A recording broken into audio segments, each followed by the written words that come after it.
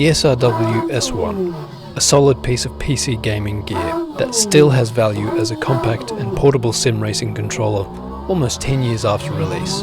If you like the idea of it and can get your hands on one, I'd highly recommend it as like a secondary or backup sim controller.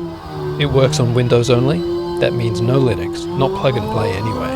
Definitely no consoles and no mobile devices. One thing you need to remember is you do need to be in the right headspace to use this properly, since there is no anchor point to steer from, and you're accelerating and braking with one set of fingers while another set of fingers are paddle shifting. But once you have that aspect of coordination locked down in your brain, it's actually a pretty superb controller when paired with the right racing game, that is. The size is fairly ideal for anyone with medium to large hands.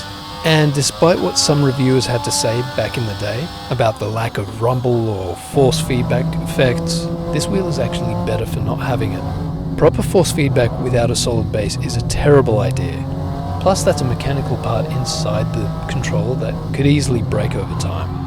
One thing you should be aware of though is, after about the first 2 years, the plastic used for the grip areas, that started to sweat out a layer of this oily plastic fluid during summers, and it never goes away. No matter how much you wipe it off, it always comes back.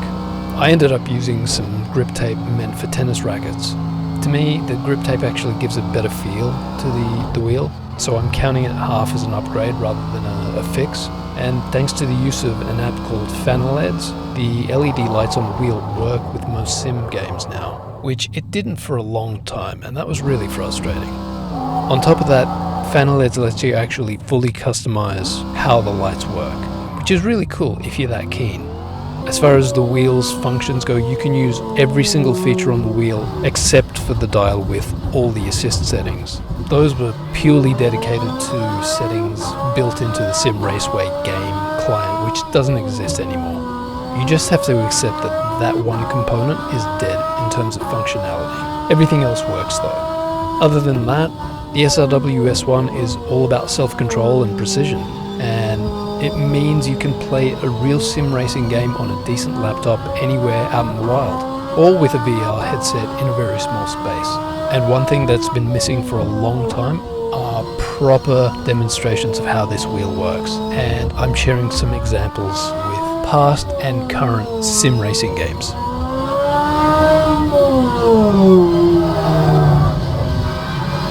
Ooh.